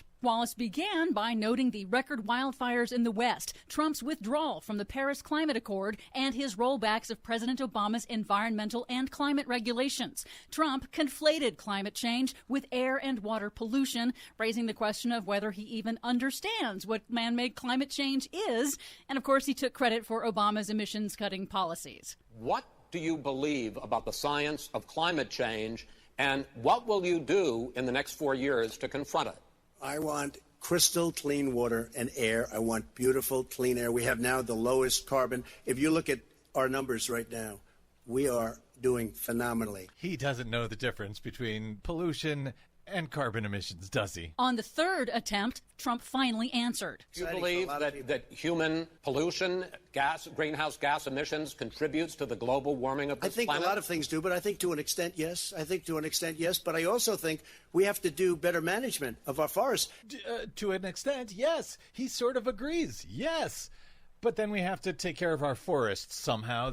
That's climate change? Which it is driven by climate change, but no. It doesn't cause climate change. Wallace pressed on. But, sir, if you believe in the science of climate change, why have you rolled back the Obama Clean Power Plan, which limited carbon emissions in power plants? Why have you relaxed? Because it was driving energy prices through the sky. Which, of course, is false. Renewable energy is now on par with or cheaper than fossil fuels for electricity, and Trump's rollbacks of mileage and emission standards for cars will actually result in more traffic deaths, not fewer, as Trump falsely claimed. Wallace then turned to Vice President Joe Biden. He gave a great summary of Biden's comprehensive climate policies, but unfortunately couched it in conservative false framing of climate action versus the economy. You propose $2 trillion in green jobs. You talk about new limits, not abolishing, but new limits on fracking, ending the use of fossil fuels to generate electricity by 2035,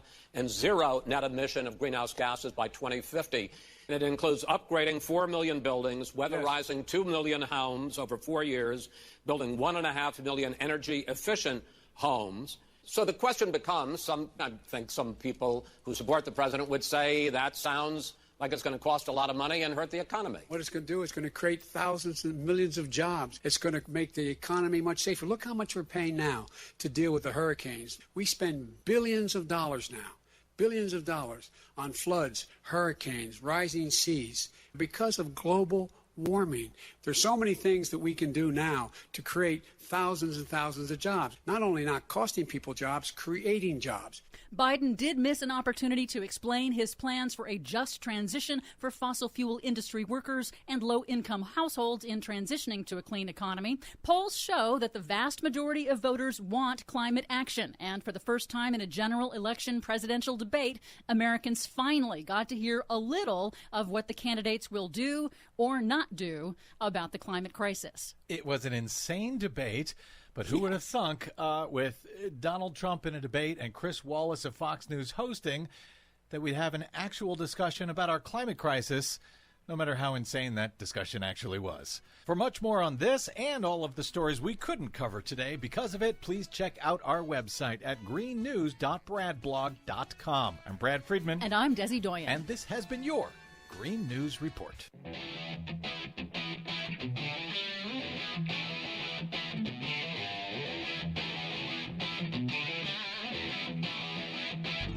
Welcome back to the Rick Smith Show. Now, here is Rick Smith. So the breaking news of the last half hour, evidently Kellyanne Conway now reportedly has the coronavirus. Their teenage daughter put it out on TikTok. She has now confirmed that she has the virus and that she's feeling okay, mild. Again, I love all these people who have it. It's just mild, little light cough. Everything's going to be fine, going to be good. We didn't do anything wrong. And there's this great picture going around from the Rose Garden, or what we're now calling the super spreader event, because now we know at least 6 people who have contracted the virus in the Rose Garden event. Nobody wearing masks. Yeah. Anyway, here to share some thoughts on the big stories of the day. I've asked our good friend, former congressman, and one of my favorite political analysts, Bob Ney, to come talk with us. Bob, thanks for taking time for us. Well, thank you, Rick. Don't need a mask, Bob. Don't need that stinking mask. You're outside. You're outside. Be fine. I think if people obviously if they wear masks, they decrease greatly. If both are wearing masks, the chances of getting this, and it's just the way it is. And I understand people don't like the masks, but they do help. There's no question about it. Now, there's I just certain tweeted outdoor events where you're socially spaced. That might be a different world, but that's Exactly. I just tweeted out a picture that someone had put together, and put out the color, did some color and some black and white version of it, and all of the people in the Rose Garden are shoulder to shoulder. There's no social distancing. They're literally packed in, and I think there's one or two people wearing masks. The rest of them, they're just right next to each other, all surrounded by Mike Lee, and now we find out Kellyanne Conway, who was sitting right behind Melania. How do we know Hope Hicks is the one who gave it to him?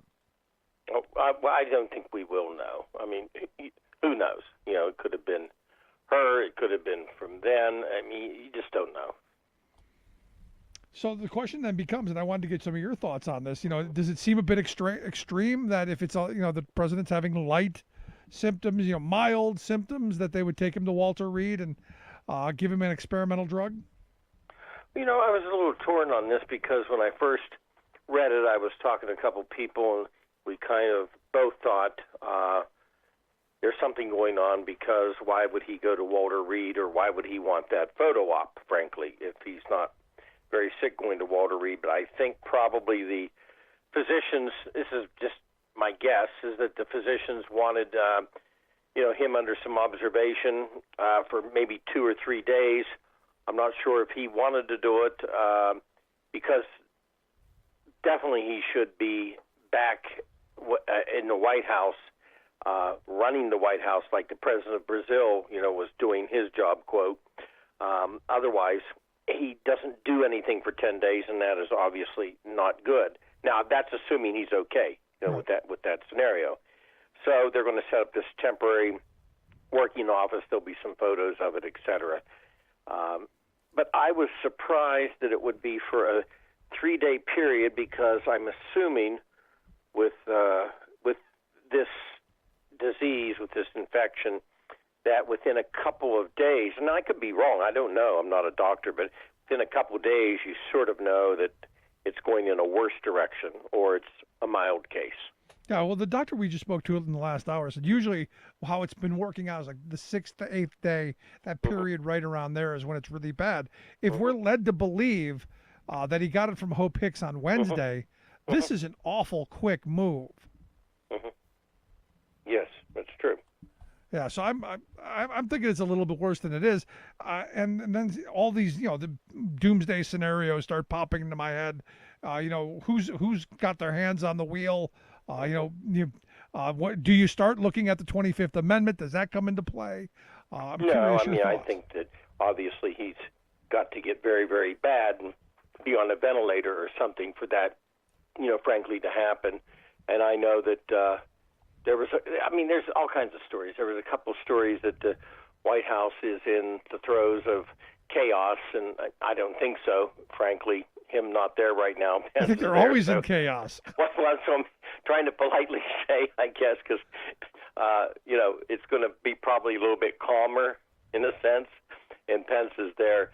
So unless he's, infirmed on a ventilator and something happens, now if that happens, then that'll be a whole different, subject.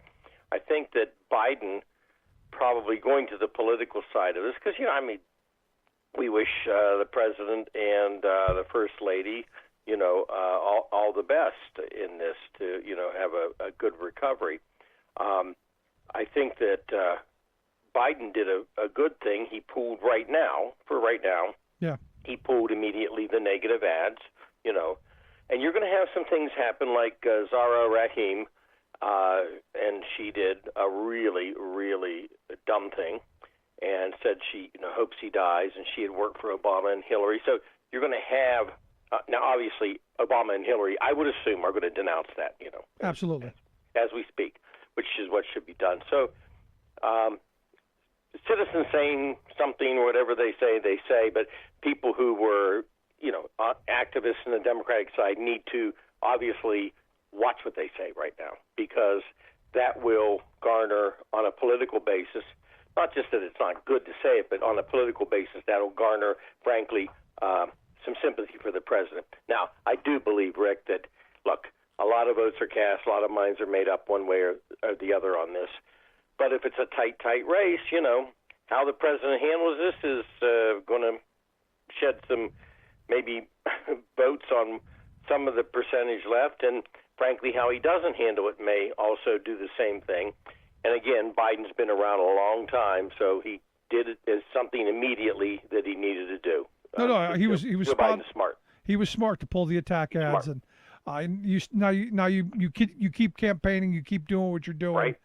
But you focus it on what you're going to do to clean up the mess so that nobody gets COVID.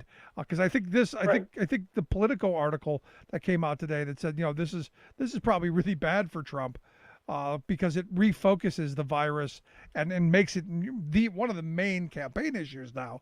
I think it really does bring it back into focus because I was under the thought process that probably the last person who would get it would be Trump because he is so insulated and they do so much testing and they do so much to keep people away from him, especially the dirty unwashed masses in his crowds, that he would be protected. The fact that he's got it, and I'll say it again, as my son always says about my oldest daughter, it's not that she's useless. She serves as a bad example. This serves as a bad example. Right. I think it shocked people, frankly, that he got it because, he can say during the debate about masks or whatever he wants, but in all reality, for the most part, he's not in through the crowds or anything like that, And so, I was surprised, frankly, that he had gotten it. So let me ask you this, because last night when I heard, my immediate thought was that this is a stunt. There's just no way that this is some kind of, and I guess it's just been trained over these last 3.5 years to question everything that comes out of this administration as less than factual. I've now moved away from it because look, he's now in the hospital. There's now this talk of experimental drugs and who knows. But did you give it any thought? I mean, you're usually the most level-headed guy I know. So any thought that this could have been some kind of a weird stunt? No, I really didn't. Just never gave it a thought because if it is, it can be found out and he's done. So that's why I never gave it a thought. Okay. And also, because a couple of friends of mine, I'm laughing about this. They're like, "Well, he wants to get out of the debates." I said, "Please, he loves that. No, he doesn't care what they say about him. He loves it. He doesn't care what they'll do next debate to do rules. He'll do what he wants." So, yeah, I said this is not a tactic to get out of debates. I think it's a downside for him. I mean, he has to handle this perfectly, do his job, et cetera, and I'm not sure that can happen. So I think it's a downside. So, yes, this one I didn't think that there was any kind of, anything of that nature. Just like people had said that Biden's people were looking out of the way out of the debates before they debated. I never believed that either. No, I never believed that. Yeah. But, my mind immediately went to he's been tested positive. He was on Fox News. A couple of days he's going to say, "Hey, I beat this. It was no big deal. I've had, like someone sent me one of these memes that says, I've had hangovers worse than COVID." So it was going to be that kind of a mindset. I'm a tough guy and I got through it, and that kind of thing. And maybe it was the hydroxychloroquine or bleach or whatever, but pimp some product along the way. But I got to be honest. I allowed myself to go to that place. Yeah, I didn't go in that direction at all because I thought he'd be found out too easily, and But I'm thinking, 3 days in the hospital. This shocks me. I mean, I could see Trump saying, "Okay, one day you take a look." 3 days in the hospital. I'm just surprised. Now, containing him in the White House, nobody comes and sees him unless they're distanced and they have a mask, etc. I could understand that type of thing. Then he's the working president. But Rick, this makes me suspicious that it's a little bit worse because I just can't imagine Trump letting them have him there 3 days. Nope, I'm right there with you. They're doctors, the best in the country. One day you look at it and do some tests, maybe two, but the 3-day thing just, I don't know, it doesn't sit well in my mind. Yeah, as soon as they came out with, he's going to go to Walter Reed for a few days, you go, this is more than mild. Right. This is more than a light cough. Well, and also he is in the category, with his weight, with pre-diabetes, and also, frankly, we don't know what else because, his medical records aren't completely, transparent. Right. So he's got, some preconditions that could make this a little bit worse for him, than we thought. So now it's your view that he can be working while in Walter Reed, or let's say this goes longer than a couple of days. It's your view he can keep working. Yes, unless his illness takes hold. But yes, they have a working type of office for him over there, and you'll see some photo ops. Oh, I'm sure. Definitely, you'll see some photo ops and things like that. So if there's ever a deal on the stimulus, maybe it gets to him, we get it signed, we get it moving. If there's some other official business that needs to be done, there's someone manning the wheel. Yes, they can do it. Now, if he stops tweeting at 1 a.m., then I'm going to be suspicious that he's not feeling well. I mean, he does tweet. I mean, I know he's resting, but he still tweets. But yes, he can conduct official business while he's there quite easily. Again, I was just, medical was one thing, but again, I was just a little bit taken back that it was a 3-day deal. Okay. The last tweet he put out was like 4 hours ago, and that was only one little video of him, rambling on. So, like I said, I wish him the best. I hope he recovers, full recovery, so that we can, on the other side of the election, we can arrest him, perp walk him, try him, and jail him. I mean, Rick, this is surreal. If HBO sat you and I down and said, okay, we want you to put a script together, and you and I came up with this during an election, they would throw us out and say, okay, you two are canceled, you're idiots. Dude, 2015 forward, you couldn't write. Really? Yesterday we had Billy Ray on. He wrote and directed the Showtime miniseries, The Comey Rule. And you just look at that script and you go, you could have never written that, a couple of years beforehand. There's just no way that any of it would be believable, and yet it's all factual. It's all what has happened, and we're in really weird times. Well, we are. Oh, by the way, a show that is coming soon is called The Silent Kingdom, and it's by Alex Gibney. Okay. And that is something to watch. It's about the death of Khashoggi and the Saudi royal family, and it's going to show a lot. So I just wanted to mention that. Very, very good to watch. We'll have to make sure that we look for that, and maybe try and reach out to them to get somebody on to talk about that as well. Sure. Because these are important. These are important moments. I mean, I watched the Comey Rule, and there's the one scene where Trump and Comey are having their little private dinner that is creepy as hell. And I can't imagine being in that situation. But anyway, let me ask you this, because let's say, I'm thinking worst case scenario. Let's say something does go south. How seamless is Pence taking over, and then campaign-wise, becoming the nominee and picking a VP? A lot of people are thinking Nikki Haley. Some people threw out Ivanka. I'm curious how you would see that play out with this, 32 days left till Election Day? Right. Well, both political parties have the ability to select someone. So Pence is not, Trump would have to step down. There's two differences. Trump would have to step down as president, and Pence would become the president.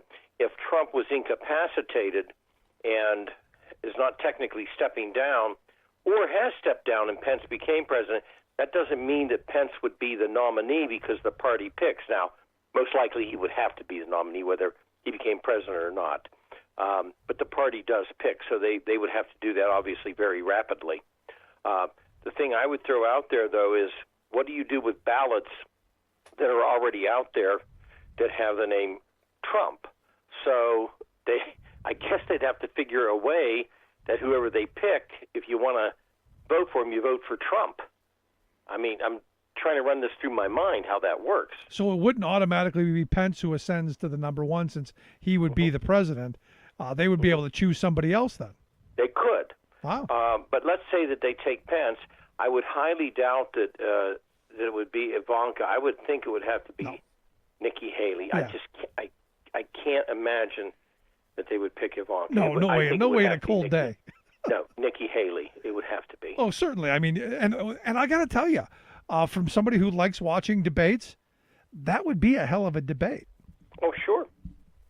Nikki Haley is, she's seasoned.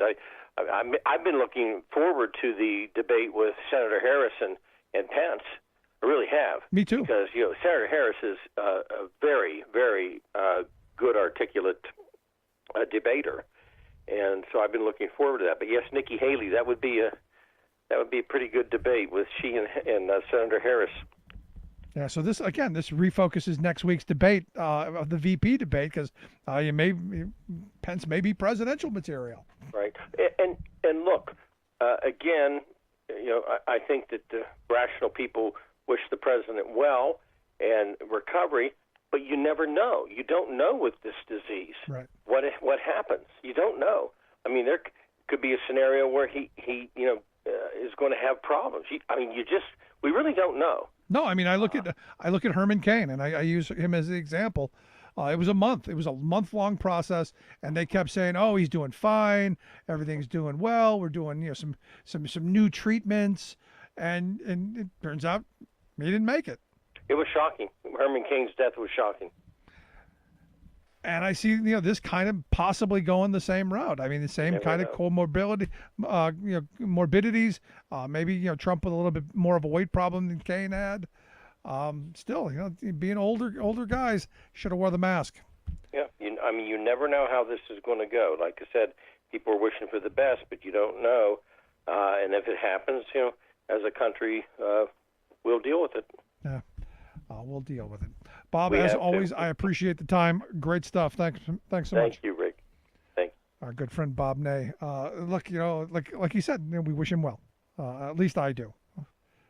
So that, like I said, we can arrest him and try him. Quick break. Right back.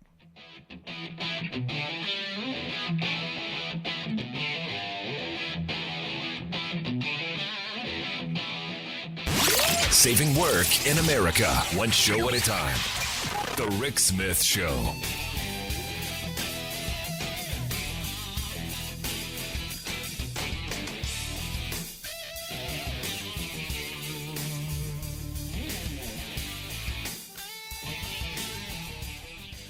I'm Rick Smith, and this is Labor History in 2. On this day in labor history, the year was 1935. That was the year that San Diego hosted the California Pacific International Exposition, where President Franklin Delano Roosevelt spoke the most memorable words about the rights of workers to organize. The goal of the exposition was to showcase San Diego and to boost the local economy, which had fallen on hard times during the Great Depression. The exposition was held in Balboa Park. Exhibits included history, science, industry, and culture. To prepare for the expo, improvements were made to the park paid for by the Works Progress Administration. The WPA was a New Deal era program designed to put people back to work on public infrastructure projects. The expo kicked off in May and ran for 377 days with a break during the winter months. More than 7 million people visited the park for the expo. Two of those visitors was President Roosevelt and his wife Eleanor. As part of his trip, the president gave a speech to 60,000 people at Balboa Stadium. Earlier that year, the president had signed the Wagner Act, otherwise known as the National Labor Relations Act, which guaranteed private sector workers the right to join and form a union. The president spent part of his expo speech celebrating that achievement. He declared, quote, "A changing civilization has raised new problems with respect to the relationship between the employer and the employed. It is now beyond partisan controversy that it is a fundamental individual right of a worker to associate himself with other workers and to bargain collectively with his employer." President Roosevelt went on to acknowledge, quote, "New laws in themselves do not bring a millennium. The passage of the law helped to launch a new wave of union organizing across U.S. industry."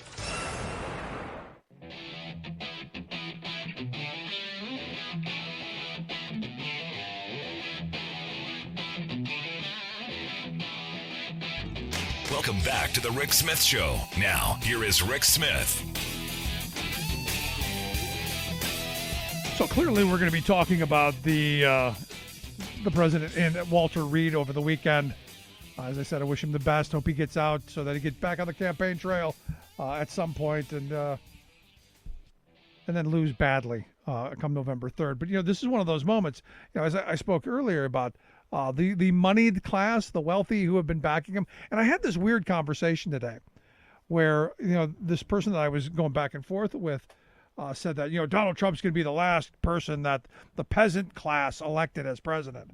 And I'm going, no, I'm not quite getting that, considering he lost the popular vote and considering that it was mostly moneyed interest that pushed him. Granted, there were a lot of working class people who voted for him, but it was the moneyed interest who really, they pushed him over the top.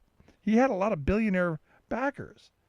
And a lot of them have shown up to his fundraisers, which is why the thing in New Jersey is so interesting, watching some of the freak out coming out of that Bedminster fundraiser they had. Because you may remember, I guess it was about a month ago, I talked about one that was in Cleveland. And I have a fairly well-to-do uncle who I thought for sure was going to go because he's a huge Trumper. It was something like $6,000 to walk in the door. It was $35,000 to take a picture with him, and it was $100,000 to sit at the round table. And as I understand, there were like 30 people who showed up for the round table. Those aren't the peasant. That's not the peasant class. And it was at a private club, private gated community club that one of the most expensive and exclusive in the greater Cleveland area. And it was one of these moments where you go, these are the people who are the wealthy and the powerful. They're the deciders. They're the ones who our government has decided who's gotten what. And they get that they spend $100,000 to get Trump's ear for, I guess it was an hour-long round table. They spend $100,000 to get his ear for 5 minutes so that maybe they can plant a seed in the back of his pea brain that would say, hey, I can deregulate this, and they can make 100 times that amount. But now you got these people in Jersey who are going, uh-oh, I paid probably that $100,000 or $250 for Jersey and got to sit at the little round table, and I'm sure they wouldn't allow anyone to have a mask on. And now they're freaking out because, hey, was I exposed to it? Because guess what? What you find out is a lot of the folks who have that kind of money and that kind of wealth and power fall into that same range. And I always find it ironic that people say Trump isn't one of them. Trump is part of the oligarch class. Now, granted, they do keep him at an arm's distance because he really is kind of a crummy businessman, and his tax returns have kind of shown that. The fact that you lose money in a casino, kind of interesting. Especially at a time when it was a monopoly. Again, I'm not judging too much. The hundreds and thousands of stories of him stiffing contractors out of payment, they're just abound. All of that aside, he's still in that class, and I just find it ironic that people go, oh no, he's just like us. When the reality is he has no idea what the struggle of the average American is. And, I'm kind of sad now to see that there probably won't be any more debates. There probably won't be the town hall, which is coming up on the 15th. That's probably not going to happen. Maybe, but, I'm sure they're going to say, yeah, too soon, especially if he does get a little sick. Because that was the town hall where he was going to have to actually look average people in the eye and answer their questions and try to show some bit of empathy, which he doesn't possess.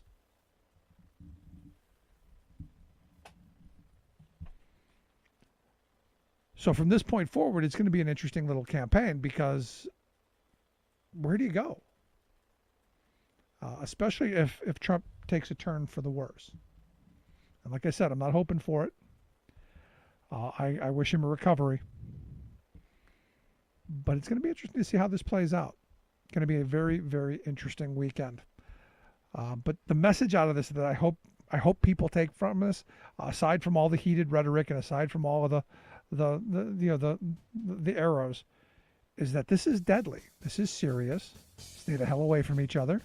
When you are near people, put on the damn mask, wash your hands, because this is serious. And they knew it was serious. And they chose exactly what they did. Anyway, if you missed any of today's program, thericksmithshow.com. That's where you go to get the podcast. The Rick Smith Show app on the smartphone. Take the program on the go wherever you go. And as always, you can email me, rick@thericksmithshow.com. Thanks so much for being here. We'll see you back here next time. You've been listening to The Rick Smith Show. Email Rick at rick@thericksmithshow.com.